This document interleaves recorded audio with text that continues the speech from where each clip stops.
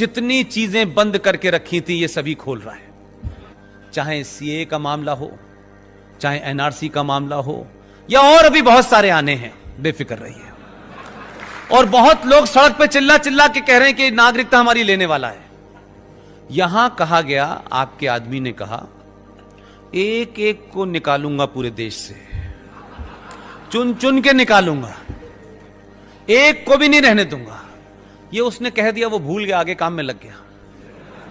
अभी कुछ लोग चिल्ला चिल्ला के कह रहे हैं डिटेंशन कैंप बना दिए गए हैं, इसमें बंद करेगा, ये इसमें रखे जाएंगे। मीडिया ने डिटेंशन कैंप दिखाए और वो बता रहा यूं यूं करके। ये एक बात ध्यान रखिएगा, ये भाषण उसका पार्लियामेंट में है, कहीं इलेक्शन में नहीं दे रहा है वो। पार्लियामेंट के भाषण का मतलब होता है, ने कहा कि डिस्टॉर्शन इतना हो गया है, इतनी गाड़ी पटरी से उतर गई है कि आपने गलत चीजों को गलत तरीके से अपने अंदर जम कर लिया है। हर एक का होता था, न उसमें कभी कोई दलित था, न कोई यादव था, न ठाकुर था, न ब्राह्मण था, सबका काम बटा हुआ था। ये जो कास्ट का जो पूरा का पूरा जहर है, ये कब से शुरू हुआ, इसको भी पढ़ लीजिए। यज्ञोपवीत संस्कार के बारे में, मैं ऐसी जगह पैदा हुआ जहां यह हुआ नहीं। यज्ञोपवीत संस्कार के बारे में जो जानकार बताते हैं कि जब बच्चा अपनी मां की गोद से स्कूल या गुरुकुल जाने के लिए तैयार होता है, तब उसका कोई 6 साल या 5 साल या 7 साल या 8 साल में उसका यज्ञोपवीत संस्कार किया जाता है। उसके पीछे थ्योरी क्या थी कि वो जो जनेऊ संस्कार है उसका सिर्फ इतना ही अर्थ था, ये जनेऊ जब तक तुम्हारी शादी ना हो जाए तुम्हें ब्रह्मचर्य का पालन करना है। और फिर वो बच्चा गुरुकुल पढ़ने जाता था। सभ्यताओं का तुलनात्मक अध्ययन, परंपराओं का तुलनात्मक अध्ययन करना चाहिए। जिस उम्र में आपके यहां यज्ञोपवीत संस्कार होता है और बच्चे को यह बताया जाता है कि ये जो लड़की है, जो छोटी है, बड़ी है, ये मां है, ये बहन है, ये सब सिर्फ तुम्हारी मां है, बहनें हैं, उसकी आंखों के अंदर उसके अलावा कोई दूसरी तस्वीर नहीं पैदा होती। लेकिन उसी उम्र में उनके यहां भी एक संस्कार होता है।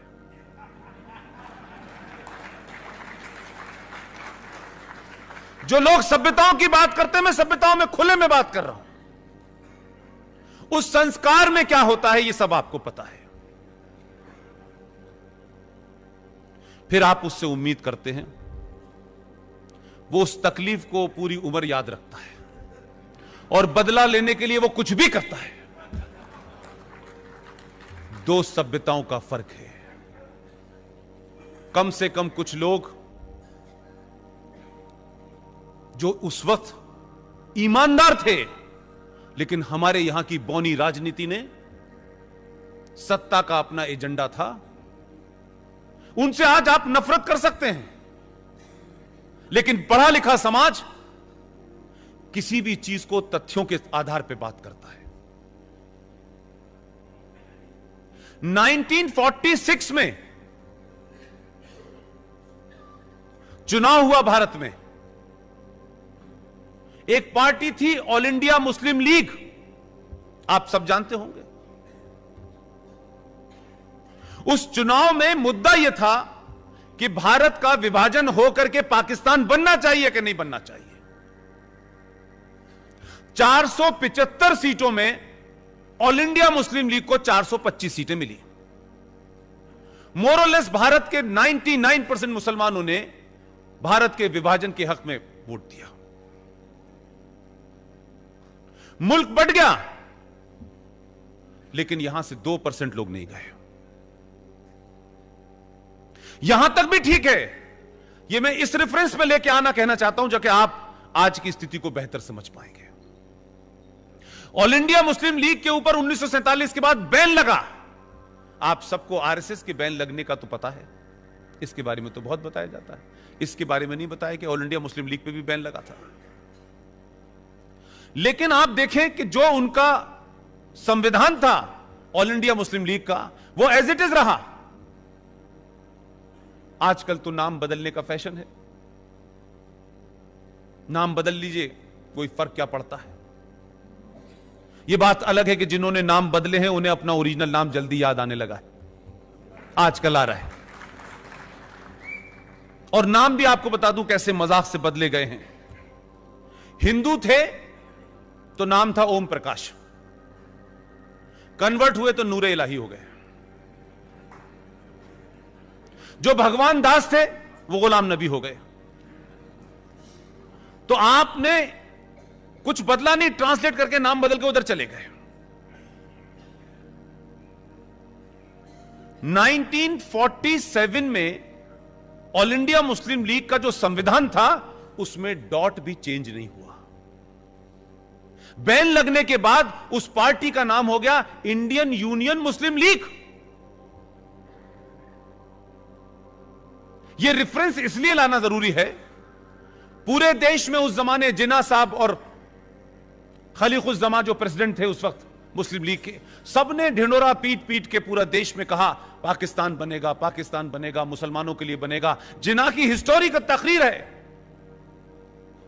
वो इतिहास में आपके यहां भी मौजूद है। उन्होंने कहा हिंदू और मुसलमान दो अलग अलग कौमें हैं, इनका नजरिया अलग है, इनकी सोच अलग है, ये कभी एक साथ नहीं रह सकते। इस बुनियाद पर टू नेशन थ्योरी खड़ी हुई। वो क्या हालात हुए, कैसे हुए, मैं उस पर नहीं जाना चाहता, लेकिन एक मुल्क बना मजहब के नाम पे। लेकिन कमाल यह है कि जिस मुस्लिम लीग ने भारत के विभाजन के लिए मैंडेट मांगा, भारत का विभाजन किया, पाकिस्तान के उस रेजोल्यूशन को पास किया, उस सब के बाद थोड़ी देर के लिए 1947 से 2019 में आ जाइए, भारत की पार्लियामेंट में एक घटना घटी। कुछ लोगों के लिए वो दुर्घटना है। ये सिटीजन अमेंडमेंट बिल जो था, इस पे चर्चा हुई, आप सब जानते हैं पार्लियामेंट के अंदर हर पार्टी का टाइम होता है, वो बोलते हैं। मुझे किसी से शिकायत नहीं है। जिन पार्टियों ने इस पे रुख सरकार के फेवर में रखा नहीं रखा, मुझे उनमें सिर्फ दो ही लोगों का चरित्र जो है दुनिया के सामने उजागर करना है। एक पार्टी थी कश्मीर की जिसका नाम था पीडीपी, महबूबा मुफ्ती जिसकी सदर हैं, और एक पार्टी थी इंडियन यूनियन मुस्लिम लीग। आप लोगों ने डिबेट सुनी थी कि नहीं? अगर नहीं सुनी थी तो मेरी आप सबसे इसलिए गुजारिश है कि उसको सुनिए जरा ध्यान से। हो सकता है कि इस जोश में आपने न सुना हो कि बिल तो पास हो ही गया, अब देखेंगे, इस चक्कर में आपने तकरीर नहीं सुनी है। लेकिन वो तकरीर इतिहास में जाएगी। जो पढ़ा लिखा समाज है उसको उस भाषण को सुनना चाहिए। किसी मीडिया के लोगों ने, किसी ने सवाल नहीं किया, किसी ने उस आदमी को, उस पार्टी के लोगों को अपनी डिबेट में नहीं बुलाया। इंडियन यूनियन मुस्लिम लीग जिसका चार्टर जिसने पाकिस्तान को बनाया, जिसने इस मुल्क को बांटा, उसका मेंबर ऑफ पार्लियामेंट बशीर पूरी ताकत के साथ कहता है कि यह हिंदुस्तान के आईन यानी संविधान, उसके खिलाफ यह कानून बनाया जा रहा है। यह गांधी के मुल्क में हिंदू राष्ट्र बनाया जा रहा है। क्यों नहीं पाकिस्तान से जब आप हिंदू को, जैन को, बौद्ध को, पारसी को बुला रहे हैं तो मुसलमान को क्यों रोका जा रहा है? ऐसा तो गांधी के ख्वाबों का पाकिस्तान, ये भारत नहीं था। अब जरा तस्वीर को देखिएगा। जिस मुस्लिम लीग ने इस देश को बांटा, जब गांधी कह रहा था कि पाकिस्तान मेरी लाश पे बनेगा, तब मुस्लिम लीग ने उसकी लाश भी बनने दी और पाकिस्तान भी बना दिया। और जब गांधी चिल्ला चिल्ला के कहता था, तब इनका इश्क जिना से चल रहा था, तब ये जिना की बात मान रहे थे, तब आपने मुल्क बांटा। वही पार्टी, वही चार्टर, वही संविधान। भारत की पार्लियामेंट में सिर्फ इतना ही रुख बदला है, सत्ता के शीर्ष पे कोई और बैठा है।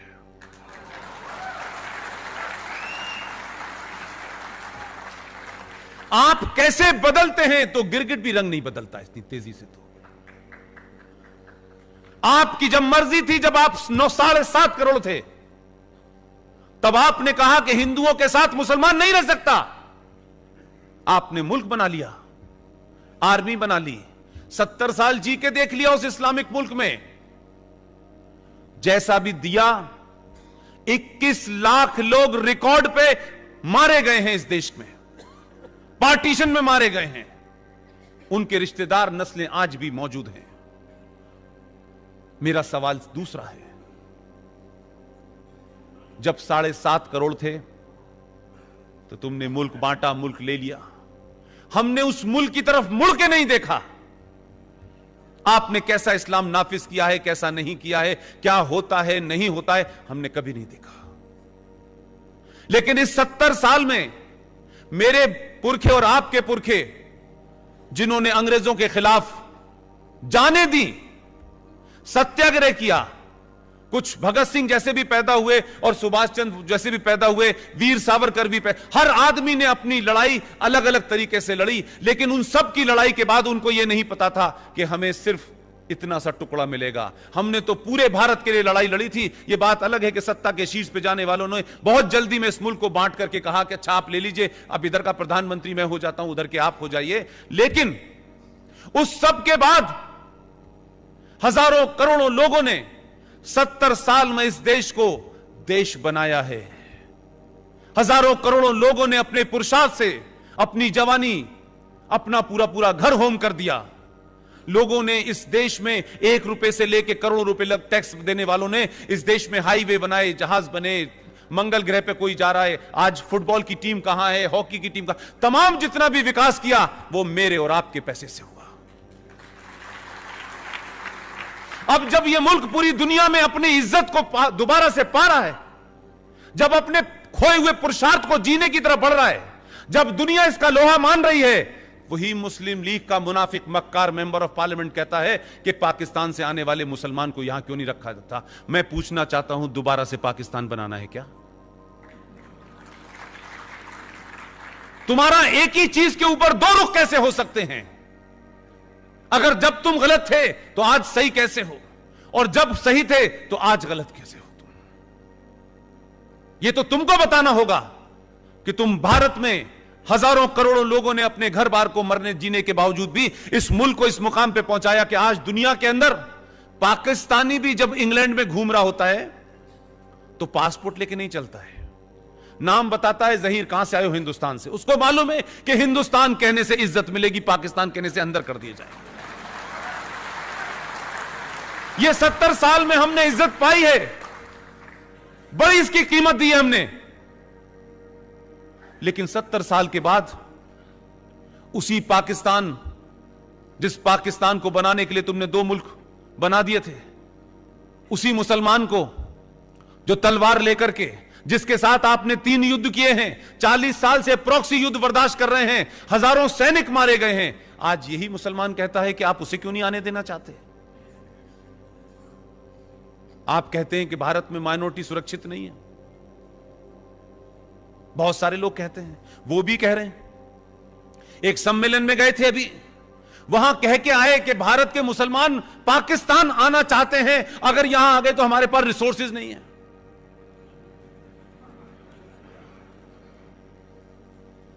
मैं तो जैसे भी हैं यहां के मुसलमान, कितने भी मुनाफिक और मक्कार हैं, लेकिन फिर भी मैं ये कहता हूं, इमरान खान और पूरा पाकिस्तान और बांग्लादेश और 57 इस्लामिक मुल्क, सऊदी अरब से लेकर ईरान, इराक, जितने भी हैं, कुवैत, पिछले 70 सालों में बता दे किसी एक मुसलमान ने पाकिस्तान की नागरिकता मांगी कि नहीं मांगी?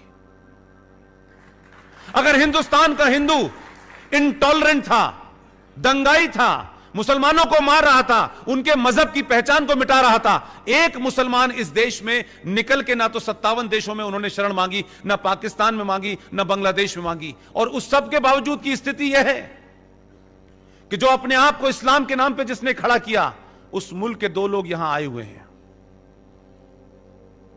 यह काम भी एक हिंदू राजा के हाथ से ही होना था। अदनान शामी और निकाह की हीरोइन सलमा आगा ने भारत की नागरिकता मांगी है। उनसे पूछो कि भाई वहां कौन महफूज नहीं है। हमारे यहां से तो ना मुसलमान जा रहा है ना हिंदू जा रहा है, तुम्हारे यहां से हिंदू भी आना चाहता है और मुसलमान भी आना चाहता है। बताओ है कौन? हम कहां हैं, तुम कहां हो, हमारी कोई बराबरी नहीं हो सकती। लेकिन आपके देश में, आपकी पार्लियामेंट में ऐसे भी जोकर बैठे हुए हैं कि उनको लगता है कि इस देश में बोलने की आजादी है। यह बात अलग है कि आपके राज्य में बोलने की आजादी की वजह से मेरा जयपुर का प्रोग्राम रोक दिया गया। इसलिए मैंने आपको दो बार धन्यवाद इसलिए नहीं दिया है, इसलिए दिया है कि आप बहादुर लोग हैं।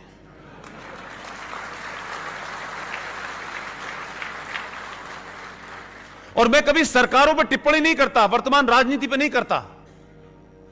मेरे फोकस में न ये पार्टी न वो पार्टी मेरे एजेंडे का हिस्सा नहीं है। मैं जब तक बोल रहा हूं, जब तक मेरी आवाज में जान है, मेरे केंद्र में राष्ट्र है, उसके अलावा कुछ भी नहीं है।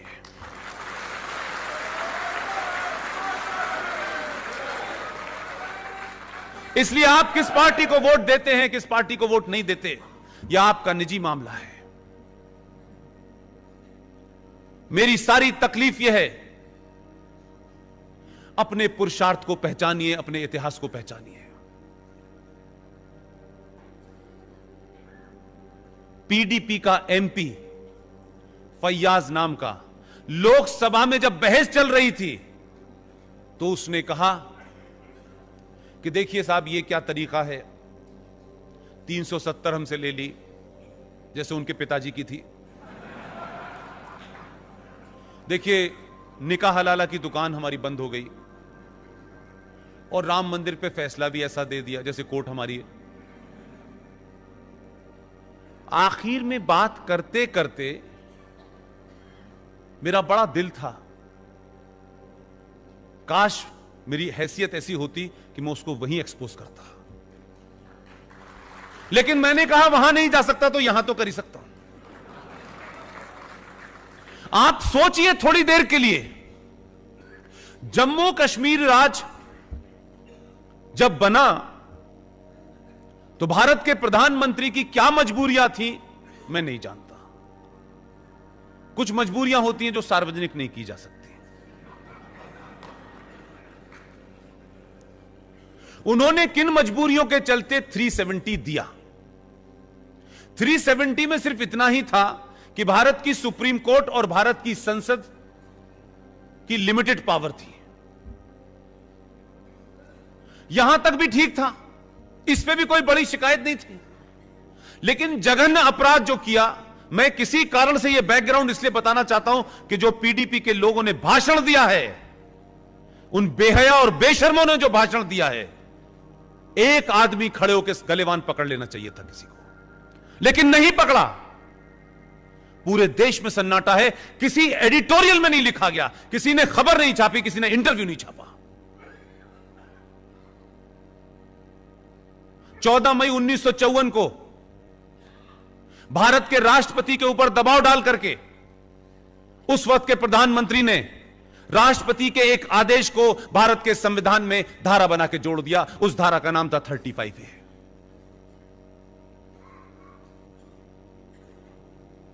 उस 35A जो स्पेसिफिकली जम्मू कश्मीर के लिए बनी थी।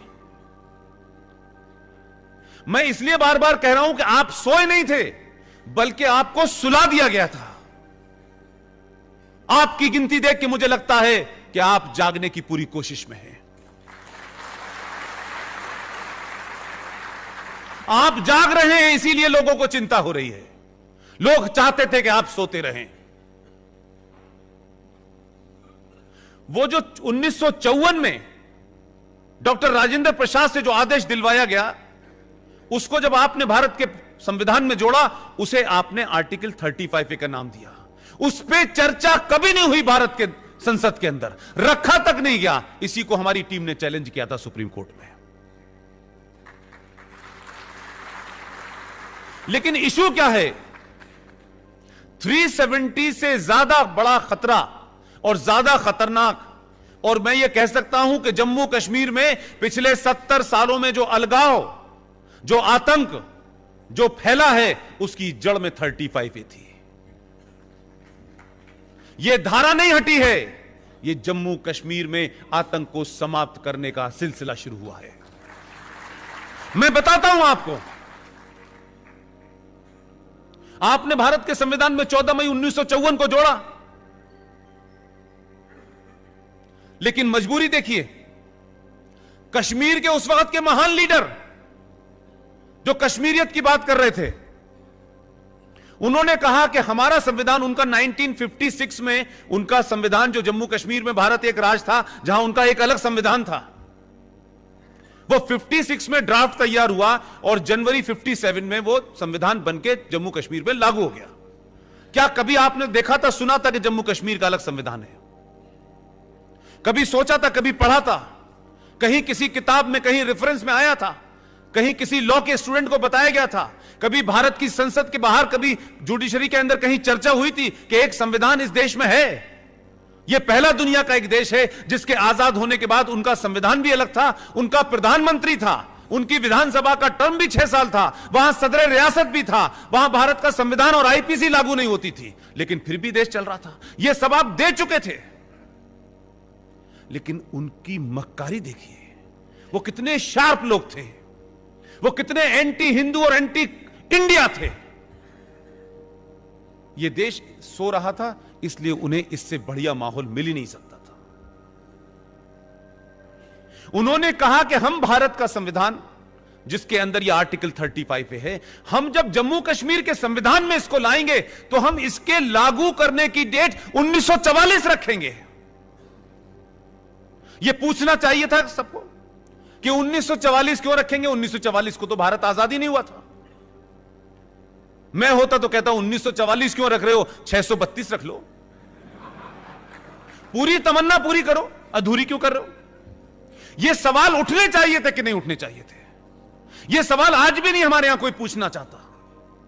तो जो हमारी आज स्थिति है, अगर उसकी जड़ को नहीं पहचानेंगे तो फिर आप सही तरीके से दवा नहीं कर पाएंगे। और अफसोस है कि आप तो चाणक्य के देश के लोग हैं। वो तो समस्या को पता करता था और सारे काम छोड़ देता था।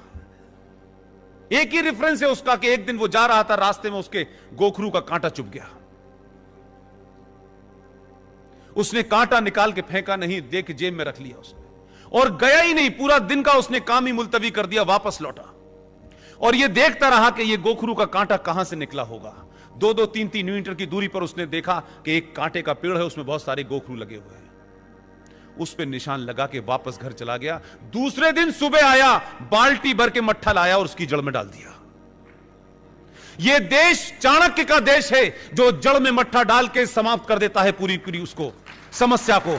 ऐसा देश पत्तों पे पानी लगा रहा है। चाणक्य के देश में बीमारियों को पलने दिया गया। चाणक्य के देश में जड़ से किसी समस्या को समाप्त न करें, क्योंकि उसे समाप्त करने में थोड़ा सा बिखराव होगा और हमारी सत्ता जा सकती है।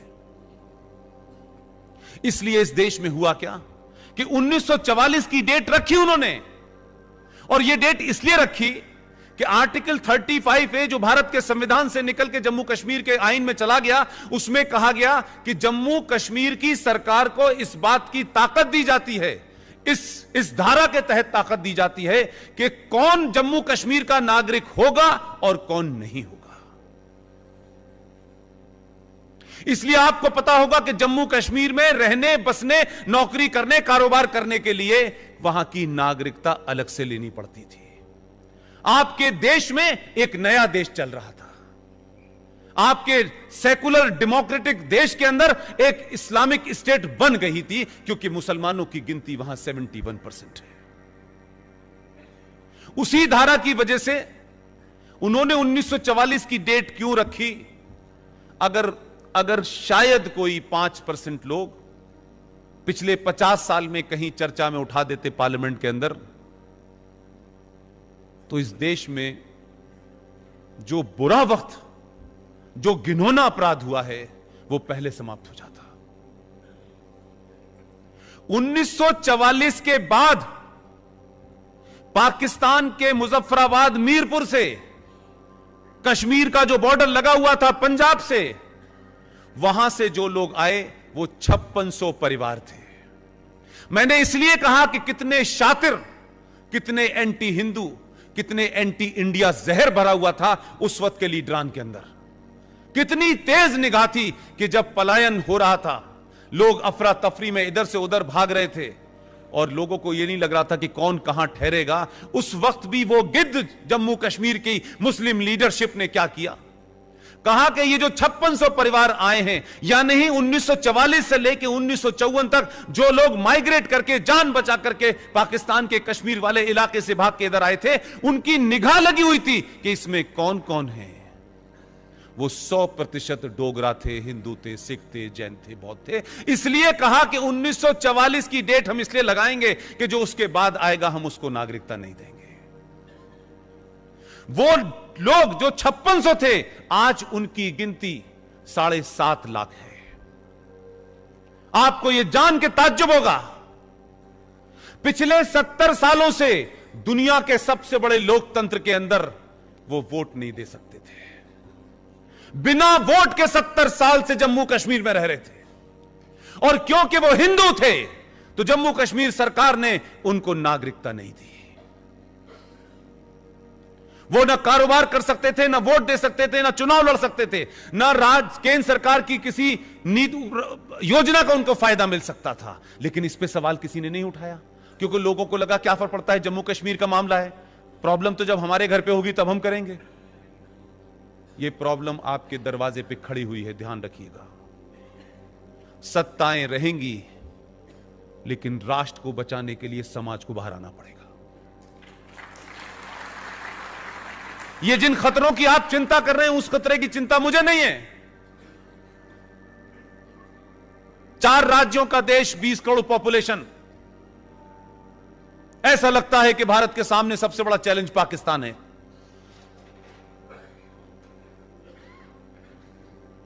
अभी कुछ दिन पहले मैंने कहा, एक देश है, उसमें 4 राज्य है, टोटल पॉपुलेशन 20 करोड़ है। वहां फौज भी है, वहां पुलिस भी है, वहां F-16 भी है, संविधान भी है, शरिया भी है, और सब कुछ उनकी चलती है।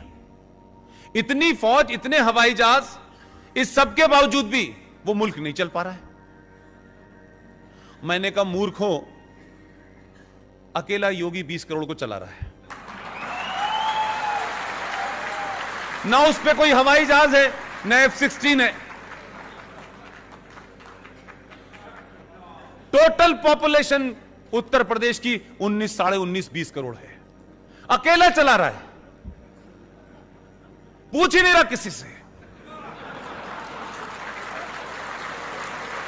20 ऐसी कोई समस्या खड़ी नहीं हो रही वहां। अब वहां पे गुहार लगाई जा रही है, 6-6 इंच लंबी, 1-1 मीटर लंबी डालियां कह रही हैं गलती हो गई, अल्लाह खुदा के वास्ते माफ कर दो, आखिरी बार हुई है गलती। उसने कहा ना,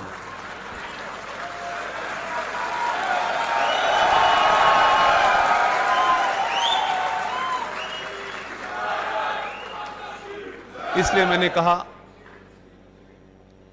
कि धन्य है आप लोग, समय रहते अपनी गलती का एहसास कर लिया और सही लोगों को चुनाया आपने। मैं किसी सरकार का पक्षधर नहीं हूं, लेकिन जो सरकार, जो लोग इस राष्ट्र को बचाएंगे, उनके लिए कितना भी लड़ना पड़े लड़ूंगा।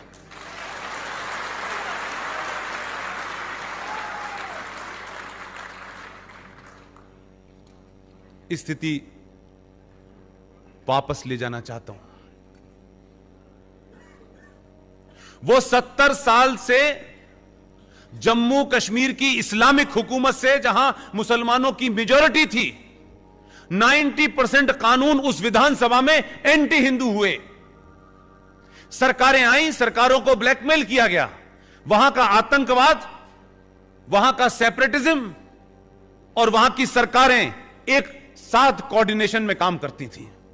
दिल्ली की सरकार को झुकाना है तो आतंकवाद को बढ़ा देना है, दिल्ली की सरकार को दुनिया में बदनाम करना है तो हुर्रियत को आगे बढ़ा देना है। तीनों का ऐसा एपरेटस मिला हुआ था कि आप हुर्रियत को पुचकारते थे। और यह भी शायद आपको खबर नहीं होगी कि हुर्रियत कॉन्फ्रेंस का नाम तो सुना है आप लोगों ने, देखा होगा उसमें कितने बहादुर बहादुर लोग हैं। भारत सरकार 100 करोड़ रुपया पर ईयर उन पे खर्च करती थी। जो भारत के संविधान को आग लगाते हैं, जो भारत की सुप्रीम कोर्ट को नहीं मानते, जो भारत की पार्लियामेंट को नहीं मानते, जो उस जम्मू कश्मीर का विलय पाकिस्तान में करने के लिए मुहिम चलाते हैं, इस देश की बौनी सरकारों की मजबूरियां देखिए कि उन जैसे लोगों को एक आदमी का उठना बैठना, जाना, खाना पीना, बीमारी, उनके इलाज के ऊपर 100 करोड़ रुपया पर साल का बजट था। कोई पूछना ही नहीं चाहता। एक राज्य जिसका जीडीपी में 0% कंट्रीब्यूशन है, मेरे और आपके टैक्स से पलने वाले लोग इस देश में देशद्रोही पैदा कर रहे थे। हमारी पुलिस, हमारा भाई फौज का सबसे ज्यादा अगर भारत में अपने ही इंटरनल आतंकवादियों से मारा गया है, उस राज्य का नाम है जम्मू कश्मीर। हर मां ने अपने बच्चे को भेजा कि वो वहां जाएगा, बॉर्डर पे लड़ेगा, पूरा तंदुरुस्त भेजा। लेकिन जम्मू कश्मीर के अंदर जिस इस्लामिक आतंकवाद को सरकारों ने पनपाया, सत्ता पे बैठने का रास्ता देखा, वो बच्चे जो साबुत घर से गए थे वो वापस लौट के आए तो हिस्सों में नहीं थे। हरियाणा का कोई गांव ऐसा नहीं है जिस गांव का बच्चा जम्मू कश्मीर में इंटरनल जिहादी आतंकवादियों से न मारा गया हो, इस्लामिक आतंकवाद का शिकार न हुआ हो। वही राज्य कहता है कश्मीर को जमहूरियत चाहिए, इंसानियत चाहिए और कश्मीरियत चाहिए। यानी इस देश में बाकी 30 सूबों को इंसानियत नहीं चाहिए, सिर्फ इन्हें ही चाहिए। ये अल्लाह के फरिश्ते हैं। वहां 100 करोड़ से घटते घटते बजट ही समाप्त हो गया है। ये अंदरूनी तकलीफें हैं। लोग सड़क पे पत्थर इसलिए नहीं मान रहे कि हज करते वक्त पता चला कि शैतान को पत्थर मारा जाता है।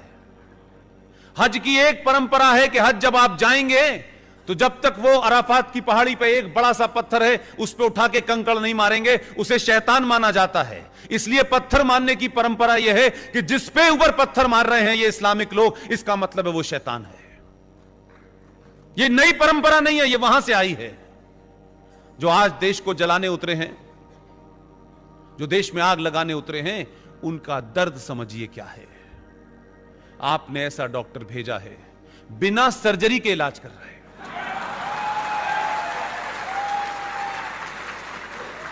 लोग एक बहुत बड़े कवि हैं,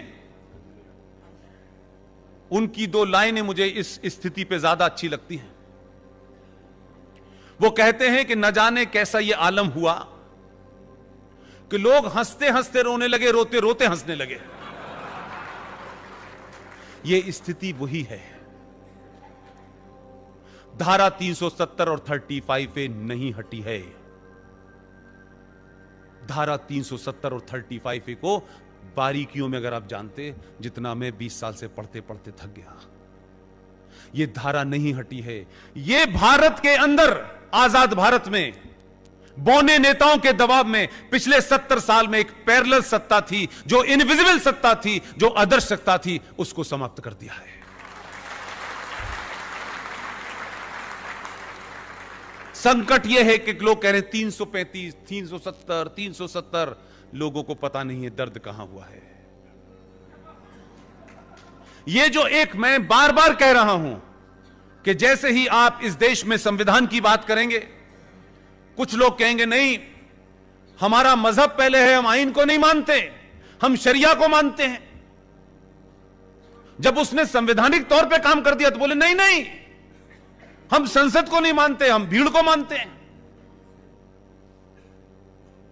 वो आदमी भी निराले भेजा है, वो इनको पूरा इस्लामिक बना के मानेगा, पीछे ही पड़ गया इनके। अल्लाह ने फरमाया है कुरान मजीद में एक जगह, मैं नहीं जानता कि वो कुरान पढ़ के आए हैं या नहीं पाए हैं, या उनके एडवाइजर उन्हें बता रहे हैं, लेकिन काम ठीक राह पे हो रहा है। कुरान मजीद में एक जगह लिखा हुआ है कि ऐ मुसलमानों, मेरे ऊपर ईमान लाने वाले लोगों, मैंने इस कायनात, इस सृष्टि के अंदर, इस ब्रह्मांड में सब कुछ तुम्हारे लिए रखा है। तुम्हारी जितनी भी जरूरतें हैं उसका मैंने इंतजाम किया हुआ है। मेरी एक ही शर्त है कि मैंने तुम्हें जिंदगी जीने के जो रास्ते बताए हैं उसी पे चलते रहना, और अगर तुम मेरे बताए रास्ते से उतरे तो मैं इस जमीन पे कुछ लोग भेजूंगा जो तुम्हें रास्ते पे ले आएंगे।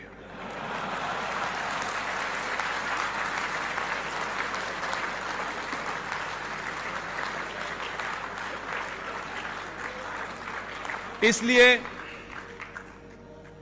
मैंने कहा पढ़ना बहुत जरूरी है। अभी तो एक ही ने पढ़ा है कई करोड़ों में से। अगर आप सबने पढ़ लिया तो ये फिर पत्थर अपने ऊपर मारेंगे। ध्यान रखिएगा, आपको लड़ने के लिए कुछ नया नहीं करना है, कुछ नया नहीं करना है। जो सरकार में बैठे हैं, जो सरकार को करना चाहिए था, वो सरकार पहली बार कर रही है। लेकिन मेरी शिकायत, मेरी तकलीफ, इस बात से मत खुश होइएगा, सरकार में हम हैं, बिल पास हो गया है, कानून बन गया है। कानून बहुत सारे बनते हैं इस देश में, लागू नहीं होते। आपकी जिम्मेदारी इस सरकार से 1000 गुना है। 1 मिनट के लिए भी अगर आप अगले 10 साल तक आपने सोने की कोशिश की तो याद रखिएगा, जो ताकतें आपकी ताकत को पहली बार एहसास कर रही हैं, वो इस बात से डरी हुई हैं कि अभी तो सिर्फ इन्होंने कुर्सी से उठने और बैठने का ही काम किया है। अगर पूरी तरीके से ये हटी तो हमारा क्या हाल होगा। लिहाजा उस वक्त के आने से पहले सड़कों पे तमाशा करके डराने की कोशिश कर रहे हैं। वो नाजान अनजान नहीं है, वो इतने नादान नहीं कि उनको नहीं पता क्या कानून पास हुआ है। मैंने उनको, कई मित्रों को मैंने कहा अलग अलग समय पे जो लोग आते हैं उनकी फितरत को समझना चाहिए। तुम जिन्हें मजाक जिनसे कर रहे थे, मजाक मजाक में 2014 हो गया। तुमने गालियां दी इस देश की उस मेजॉरिटी को जिन्होंने सरकार को बनाया। कई एडिटर देश छोड़ के जाना चाहते थे, बहुत सारे बड़े बड़े दानिश्वर, उन्होंने बड़ी बड़ी कस्में खाई। उनको लगा 2014 का दबाव बनाएंगे, क्योंकि उन सब की दुकानें भी इसीलिए चल रही थी कि सनातन समाज सोया हुआ था। इसलिए जो दिल चाहे गाली दे दो, कैसी भी गाली दे दो। कोई भगवा आतंकवाद कह रहा है, कोई भगवा रेप कह रहा है, इस फ्री फॉर ऑल। लेकिन आपने पहली बार नोटिस लेना शुरू कर दिया। जिसने भगवा आतंकवाद की थ्योरी को जन्म दिया, कमाल, यही तो डर है उन्हें। यह बड़ा आदर्शवादी समाज है। हम आदर्श आज भी बड़े बड़े रखते हैं, हम हर छोटी बात में बड़े आदर्शवादी हो जाते हैं। आदर्श वहीं चलता है जहां आदर्श समाज होता है। जब समाज भीड़ तंत्र में तब्दील हो गया हो, जंगल राज में तब्दील हो गया हो, कोई सुप्रीम कोर्ट की ना सुन रहा हो, कोई पुलिस की ना सुन रहा हो, ऐसे में आदर्शवाद अपने घर पे रख के आइए। लिहाजा जैसे ही यह खबर आई कि आर्टिकल 35A पे चर्चा हो रही है सुप्रीम कोर्ट में, तो क्योंकि आप इतने डर चुके थे या उन्होंने इतना आपको डरा दिया था कि आर्टिकल 35A की सुनवाई सुप्रीम कोर्ट में हो रही थी, शपथ लेके इस देश की एक मोहतरमा मुख्यमंत्री, जो जाड़े गर्मी में दोनों वक्त स्कार्फ पहनती हैं, उन्होंने बाकायदा ऐलान करके कहा, यह बात छुपी हुई नहीं, टेलीविजन पे है, और देश की प्रतिक्रिया नहीं आती। आप रिएक्शन नहीं देते। रिएक्शन का मतलब नहीं है आप किसी को गाली दें, आप भी अपनी बात कह के कॉर्नर तो कर सकते हैं लोगों को। आपने नहीं दिया। उसने कहा आर्टिकल 35 से छेड़छाड़ की गई तो जम्मू कश्मीर में कोई तिरंगा को कंधा देने वाला नहीं मिलेगा। एक मुख्यमंत्री शपथ लेके कहती है, लेकिन इस देश में प्रतिक्रिया नहीं होती, क्योंकि वो एक पैरेलल सत्ता है, उनको कुछ नहीं कहना है। उनको आप कहेंगे तो कम्युनल हो जाएंगे, एंटी मुस्लिम हो जाएंगे, और फिर तरह तरह की बातें शुरू हो जाएंगी। मुझे इस बात का फक्र है कि मेरे साथियों ने, जिसमें से अब एक नहीं है, उस दबाव को बर्दाश्त किया। आर्टिकल 35 को जब सुप्रीम कोर्ट में हमने चैलेंज किया तो शायद हमको भी अंदाजा नहीं था कि इस देश में इतना बवाल हो जाएगा, लेकिन हमने 3-4 साल तक उस लड़ाई को लड़ा। लेकिन इस बीच में उस पार्टी, हमारा जो साथी था, वो अजीबोगरीब हालात में हमारे बीच से चला गया। न हम बहुत पैसे वाले हैं, न हमारा कोई सत्ता से संपर्क है, न हम किसी संगठन के सदस्य हैं, न हमारा कोई आगा है, न पीछा है। हम टिपिकल जुनूनी किस्म के आदमी थे। हमको लगा कि साथी हमारा चला गया है, उस पे गम करने का बहुत हमारे पास समय नहीं था। फिर हमने ये तय किया कि क्या इस देश के लोग, अगर उनको ये 35 की सच्चाई बताई जाए, गली गली मोहल्ले मोहल्ले बताई जाए, तो क्या ये उठ के खड़ा होगा। कई सारे सवाल थे, नौकरी को छोड़ना पड़ा और फिर गली गली हम घूमे। लेकिन आज मैं आपके बीच में हूं, पूरी ताकत से। जितने भी दबाव थे, उन दबाव में कभी विचलित नहीं हुआ, और सबको बताया, पूरी दुनिया को, कि यह आर्टिकल 35 क्या है, कैसे आया, क्या इसके प्रोविजन हैं। इस देश ने कभी आर्टिकल 35 नाम की चिड़िया का नाम नहीं सुना था। जब बताना किया तो लोग हमसे पूछते थे ऐसा है क्या। हमने कहा, यह संविधान पढ़ लो यार, ये कोई ऐसी बात नहीं है जो हमें ही पता है और आपको नहीं पता है। आपने कोशिश नहीं की, हमको चढ़ गया, इसलिए हम कर रहे हैं। पूरे देश में एक ऐसा जनजागरण हुआ, हर उस आदमी में जिसमें हजारों लोग यहां बैठे होंगे, उन्होंने उन्हीं स्पीचेस को, मेरी को, दुनिया भर में फैलाया और दबाव बना। और जब समाज दबाव बनाता है तो जो पार्टी 370 पिछले 70 सालों से अपने मैनिफेस्टो में लिख रही थी, उसने 2019 के चुनाव के बीच में जब मैनिफेस्टो जारी किया तो कहा कि हम 370 भी हटाएंगे और 35 भी हटाएंगे। इसलिए मुझे यकीन है, इसलिए मैं आपके पास आया हूं कि मेरी जो बातें हैं, अगर आपको तथ्यात्मक लगती हैं, क्रॉस चेक करने के बाद ठीक लगती हैं, तो सच बोलिए। अगर आप आज भी सच नहीं बोले तो फिर यह मौका नहीं आएगा। पूरी ताकत से बोलिए। अपने हित, मेरा तेरा, छोटा बड़ा, ब्राह्मण ठाकुर, इसमें मत पड़िए। आपकी क्या कास्ट है, आप बहुत महान कास्ट में हैं, आप बहुत पुरुषार्थ वाली कास्ट में हैं, आपकी कास्ट आपके घर के अंदर सीमित रहनी चाहिए। घर से बाहर निकलने के बाद सिर्फ आप सनातन हैं और कुछ नहीं है। जो कमी, जो गलतियां हमने की हैं, जिन गलतियों के कारण बौनों के भी बौनों ने हमारे ऊपर राज कर दिया, हमको छिन्न भिन्न कर दिया गया है। हम आज निहायती छोटी छोटी चीजों में फंस के रह गए, इसलिए बड़ी तस्वीर को कभी देख ही नहीं पाते और बड़ी चीज से लड़ने की हिम्मत नहीं कर पाते।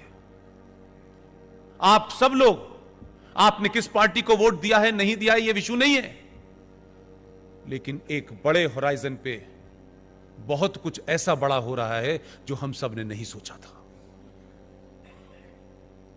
आर्टिकल 35A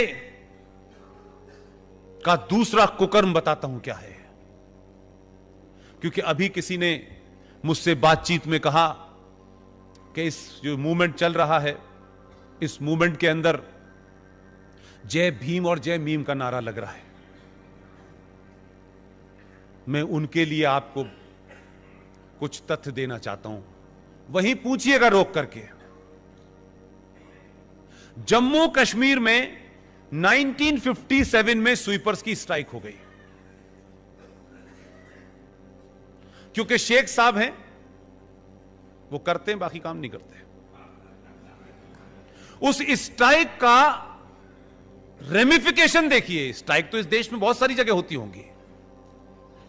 बख्शी गुलाम मोहम्मद साहब उस वक्त प्राइम मिनिस्टर थे।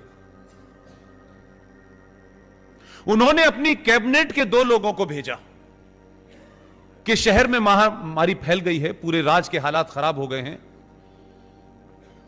हिंदुओं में एक कोई कम्युनिटी होती है वाल्मीकि, कहीं से ढूंढ के लाओ उन्हें, और जो हमारी गंदगी साफ कर सके। उनकी कैबिनेट के 2 मंत्री पठानकोट, अमृतसर गए और 200 वाल्मीकियों को लेकर जम्मू आए। बख्शी गुलाम मोहम्मद साहब ने उनसे कहा, हम आपको नौकरी देंगे, हम आपको नागरिकता भी देंगे, क्योंकि 35A की वजह से नागरिकता का भी मामला था। 57 में उन 200 वाल्मीकियों को यह भी नहीं पता था कि नागरिकता क्या चीज होती है। उनको नौकरी मिल गई, दे वर हैप्पी। लेकिन कितने झूठ और मक्कार हैं कश्मीर के मुसलमान, मैं यह बात कहना चाहता हूं आपसे। वो काम करते रहे, उन्होंने कोई सवाल ही नहीं पूछा। एक दिन पता चलता है, हम जैसे पागल जब ये 35A की लड़ाई लड़ रहे थे, तो कुछ दलितों के पास गए, वो भी कहने लगे कि हम कुछ बताना चाहते हैं आपको। हम चले गए उनके पास। किरण जी चली गई, मेरा ख्याल उठ के आ रही है। आप सोचिए कि वो 200 वाल्मीकि, उनकी गिनती आज 2.5 लाख है। उनको नागरिकता नहीं दी, क्योंकि 7.5 लाख हिंदुओं को भी नहीं दी, इनको भी नहीं दी, समझ में आता है। लेकिन नफरत का आलम देखिए कि शेख साहब को अपनी गंदगी भी साफ करानी है, बुला के भी लाए, वो काम भी कर रहे थे।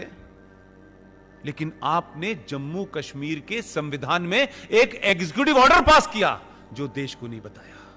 कश्मीर में किसी तरीके से इसका प्रचार ना हो जाए, उसको नहीं बताया। मेरा गुस्सा उन लोगों से है जो कश्मीर की विधानसभा में उन मुसलमानों के अलावा जो कुछ हिंदू थे, उन्होंने क्यों नहीं बताया।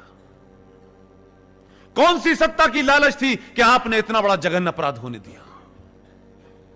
जम्मू कश्मीर के संविधान में एक एग्जीक्यूटिव ऑर्डर पास हुआ, और उस एग्जीक्यूटिव ऑर्डर में क्या कहा गया, और उसे पास करके रख दिया गया। वो एग्जीक्यूटिव ऑर्डर यह था कि ये 200 जो वाल्मीकि आए हैं, ये जम्मू कश्मीर में रह सकते हैं, ये जम्मू कश्मीर में नौकरी कर सकते हैं, ये जम्मू कश्मीर में पढ़ाई कर सकते हैं। लेकिन उसमें लिखा हुआ है कि ये MBBS की पढ़ाई करें, ये इंजीनियर की पढ़ाई करें, ये MBA की पढ़ाई करें, ये पढ़ के डॉक्टर बन जाएं, ये पढ़ के इंजीनियर बन जाएं। लेकिन जम्मू कश्मीर राज्य सिर्फ उन्हें भंगी की नौकरी देगा और कोई नौकरी नहीं देगा। यह बात अगर हिंदुस्तान के किसी और शहर में होती तो अभी इस देश के दलित लीडर सड़कों पे आ जाते, आग लग जाती।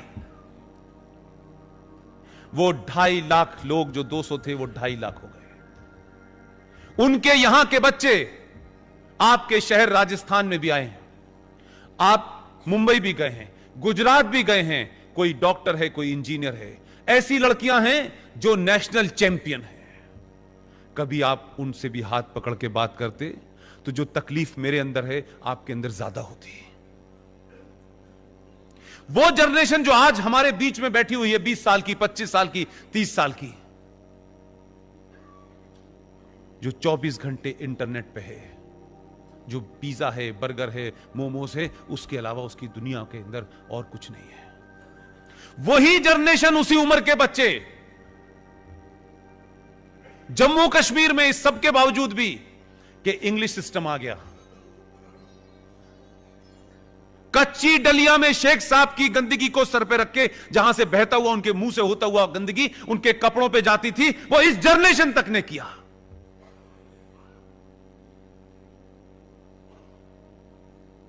वो लोग जो 35 पे हटा है, दुनिया में अगर कोई सबसे बड़ा लिबरेशन है तो उनके लिए है आज। क्योंकि जम्मू कश्मीर का वो संविधान आज डस्टबिन में डाल दिया गया। आप सोचिए, जो अल्लाह का नाम, जो निजाम मुस्तफा, बार बार बात करते हैं कि हम अली कश्मीर में निजाम मुस्तफा स्थापित करना चाहते हैं। मक्कारों, थोड़ा तो शर्म करो यार, थोड़ा तो ईमानदारी से बोलो। थोड़ा सा ज़र्फ अगर तुम्हारे अंदर बचा है मुसलमान होने का, तो कम से कम उसका ही भ्रम रख लो यार। हम तो पढ़ते पढ़ते सुनते सुनते थक गए कि इस्लाम में सब बराबर हैं, इस्लाम में कोई छोटा नहीं है, कोई बड़ा नहीं है। हमने तो प्रेमचंद की कहानी पढ़ ली ईद का, तब से यही समझ रहे थे कि इस्लाम यही है।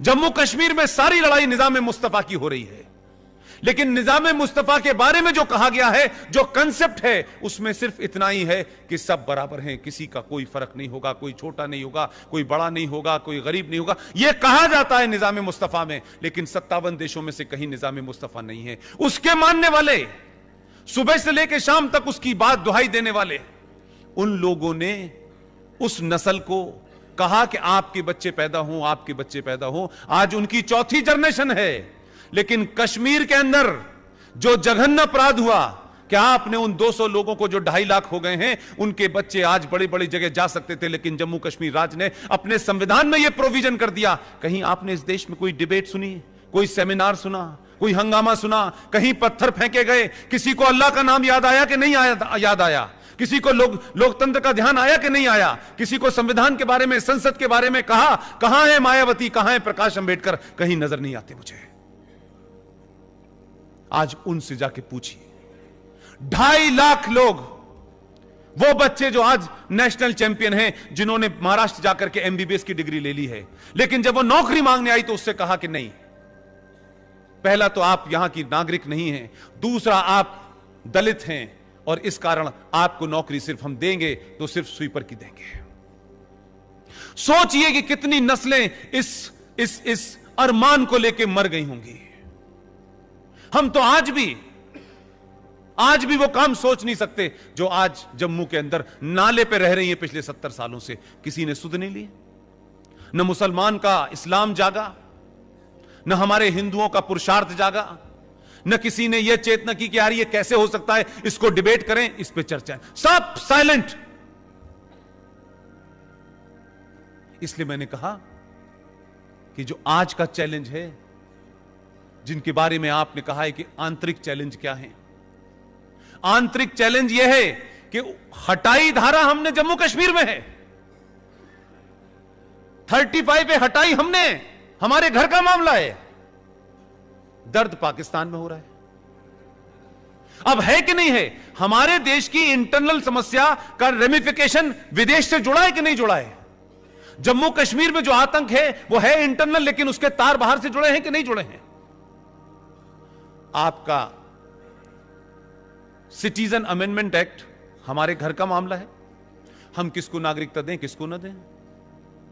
बांग्लादेश में रैली निकल रही है, पाकिस्तान में लोग पानी पी पी के गाली दे रहे हैं। तो समस्या यह है कि आपने पिछले 70 सालों में जाने अनजाने में, सत्ता के लालच में, एक पैरेलल सत्ता खड़ी हो गई है इस देश के अंदर, और वो इतनी ताकतवर है कि 1976 में भारत की पार्लियामेंट में चर्चा हुई और 42वां संविधान संशोधन पास किया गया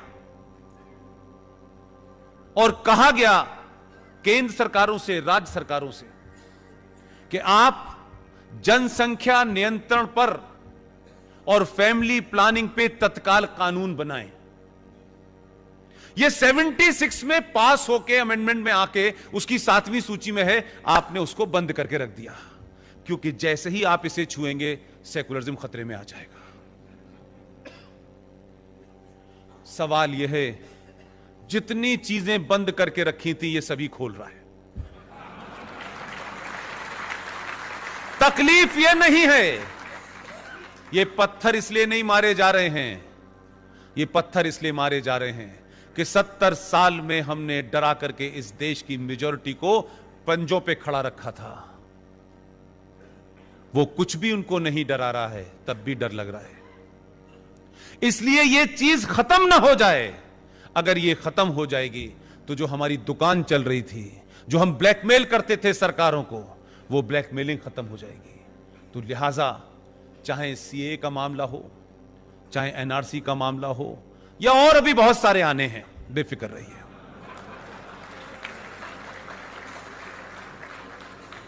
लोगों को अपने मिजाज में मैं अटल बिहारी वाजपेयी का एक फेमस उनका स्टेटमेंट है, पब्लिक डोमेन में नहीं आया, और ये राम जन्मभूमि के दरमियान है।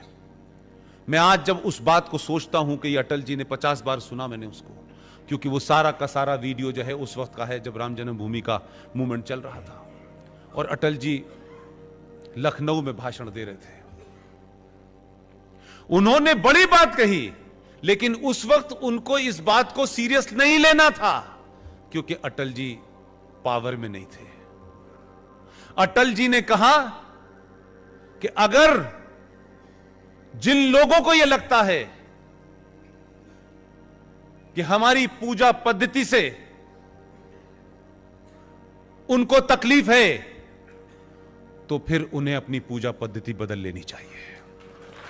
यह बयान आज के दौर में कोई देता तो कहते बड़े कम्युनल लोग हैं। यह अटल जी का फेमस कोट है।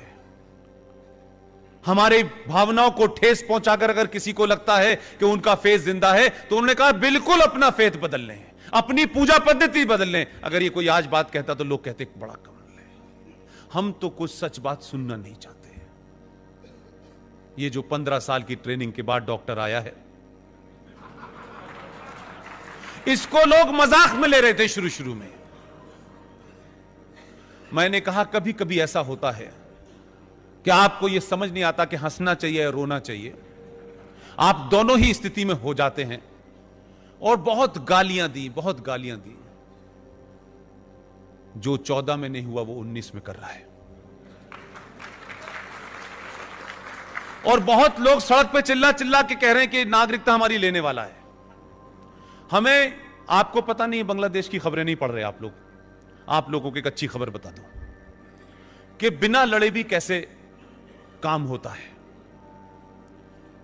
पटेल साहब को मैंने देखा नहीं है, उनकी बातें सुनी है। इसकी बातें भी सुन रहा हूं, इसका अंदाज भी देख रहा हूं। 300 के जत्थों में, ये वहां की खबर है बांग्लादेश की। यहां कहा गया, आपके आदमी ने कहा, एक एक को निकालूंगा पूरे देश से, चुन के निकालूंगा, एक को भी नहीं रहने दूंगा। ये उसने कह दिया, वो भूल गया, आगे काम में लग गया। अभी कुछ लोग चिल्ला के कह रहे हैं डिटेंशन कैंप बना दिए गए हैं, इसमें बंद करेगा, ये इसमें रखे जाएंगे। अब देखिए होता क्या है कि राज करने की अपनी एक कला भी होती है। कोई जरूरी नहीं है हर एक को बंदूक से मारो। मीडिया ने डिटेंशन कैंप दिखा दिए, देखो ये हैं, इसमें बंद करने वाला है।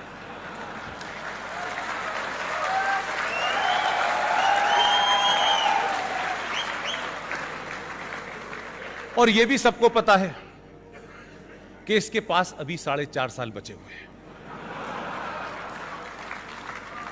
मीडिया ने डिटेंशन कैंप दिखाए और वो बता रहा यूं करके।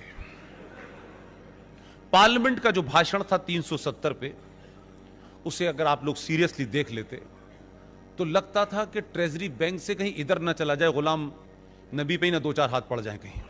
इतने गुस्से में था। और कहा कि हम ये भी लेंगे, हम पीओ को भी लेंगे, हम अक्साई चीन भी लेंगे। उसने बची उची लड़ाई भी लड़ दी। ये एक बात ध्यान रखिएगा, ये भाषण उसका पार्लियामेंट में है, कहीं इलेक्शन में नहीं दे रहा है। वो पार्लियामेंट के भाषण का मतलब होता है वो पार्लियामेंट की प्रॉपर्टी है। 300 के जत्थों में पिछले 10 दिन से हमारे वो मित्र हैं, उनका नाम मत पूछिए, बड़े पद पे बैठे हुए हैं। बोले पुष्पेंद्र, अमित शाह के बयान के बाद से खुद ही बांग्लादेशी वहां जा रहे हैं कि वो बंद कर देगा हमें, हम आ गए वापस। अभी कुछ हुआ ही नहीं है। आप वहां के अखबार पढ़िए, रोज 300-400 पहुंच रहे हैं बगैर कुछ कहे। न कोई रोक, ये रोक भी नहीं पा रहे बेचारे, हामिद अंसारी रोक नहीं पा रहे उन्हें, वो जा रहे हैं वहां। तो कभी कभी आप सत्ता यानी स्टेट ऑफ आर्ट क्या चीज होती है वो भी समझना चाहिए। गलत वक्त पे इन्होंने एजिटेशन कर दिया है। ये जो एजिटेशन इन्हें अभी नहीं करना चाहिए था, इन्होंने अपनी एनर्जी खामखा जाया कर दी। अभी तो वो कह रहा है कि मैंने नागरिकता देने वाला कानून लाया हूं, अभी दे दूं सबको मैं, पहले मुझे देनी है, जिसको मैं देना चाहता हूं देना, लेने वाला तो अभी लाऊंगा। ये इनको पता है, इसलिए सड़कों पे उतरे हुए हैं।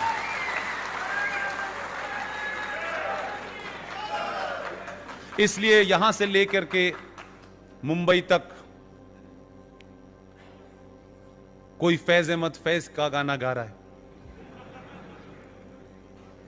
कोई भजन कीर्तन कर रहा है, कोई कह रहा है हमें भारत के संविधान पे बड़ा यकीन है, आवाज ही नहीं निकल रही। वो कह रहा है जो संविधान में लिखा है वो करूंगा मैं। अभी उसी में लिखा है यूनिफॉर्म सिविल कोड, यह संविधान में लिखा है।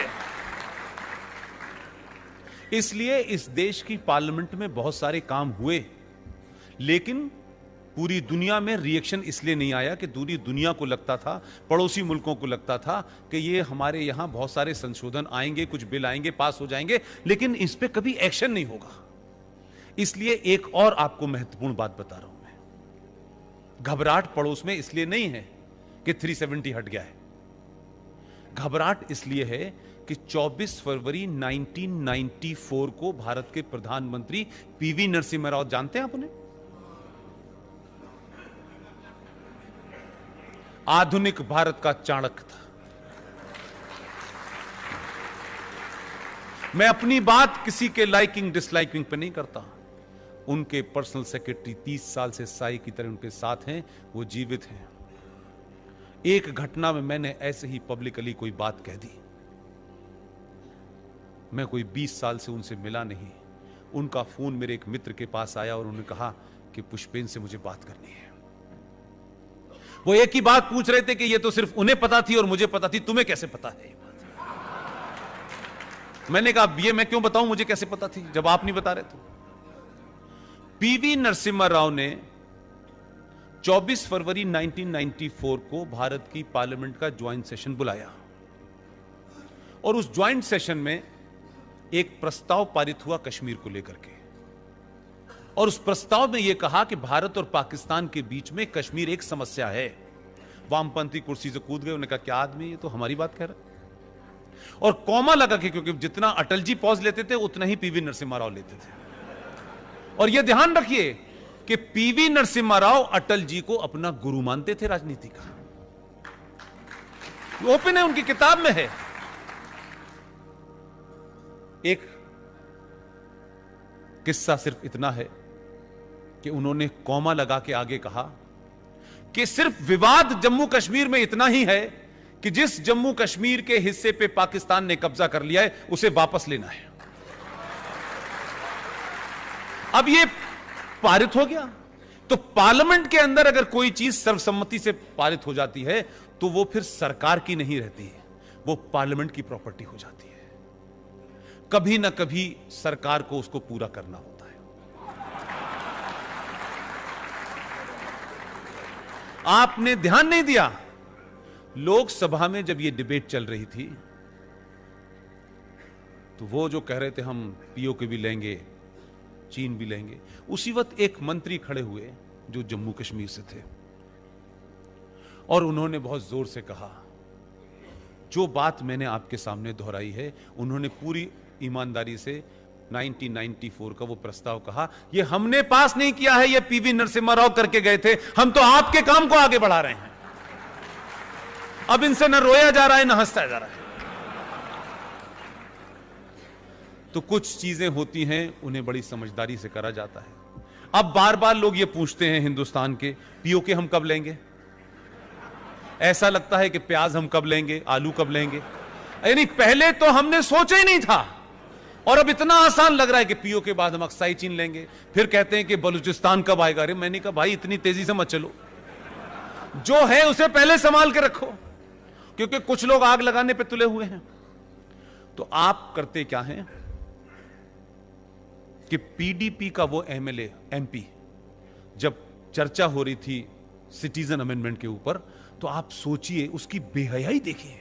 हम में से आप में से कोई होता तो शायद हम सुन के भी हम छोड़ के भाग जाते लोकसभा, लेकिन उस मक्कार की मक्कारी देखिए, भरी लोकसभा में भाषण दे रहा है और कहता है कि पाकिस्तान से आने वाले मुसलमान को आप क्यों नहीं नागरिकता देंगे। आप किसी ने उससे पूछा, ए मक्कार तू ये बता,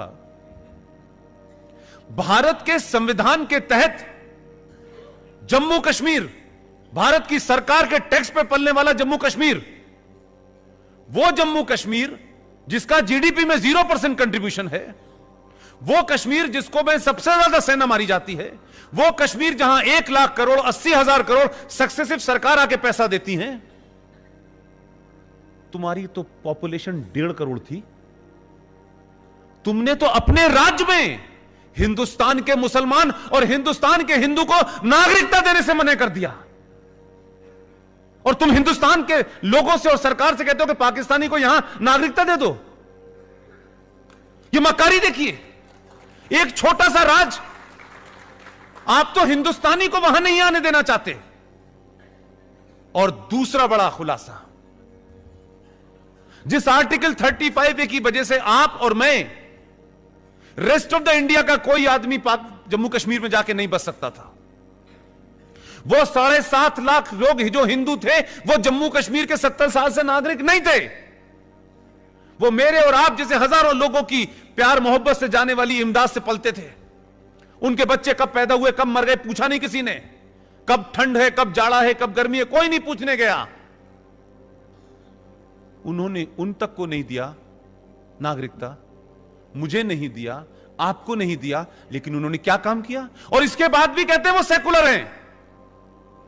450 किलोमीटर दूर से चल के बर्मा से निकलने वाला रोहिंग्या मुसलमान जम्मू के अंदर 98,000 बस गया, उसके पास आधार भी है, उसके पास इलेक्शन कार्ड भी है, उसके पास बिजली का बिल भी है। बर्मा से आने वाला मुसलमान इल्लीगल जो इस देश में घुसा है, उसको जम्मू कश्मीर की मुस्लिम सरकार ने नागरिकता दी, लेकिन इस देश के मुसलमानों को, इस देश के हिंदुओं को, और 7.5 लाख हिंदू जो वहां पिछले 70 साल से उसी उनके राज्य में रह रहा है, लेकिन उनको नागरिकता नहीं दी। उसका मेंबर पार्लियामेंट में खड़े होकर कहता है कि मुसलमान को आप नागरिकता क्यों नहीं देते हैं जो पाकिस्तान से आया था।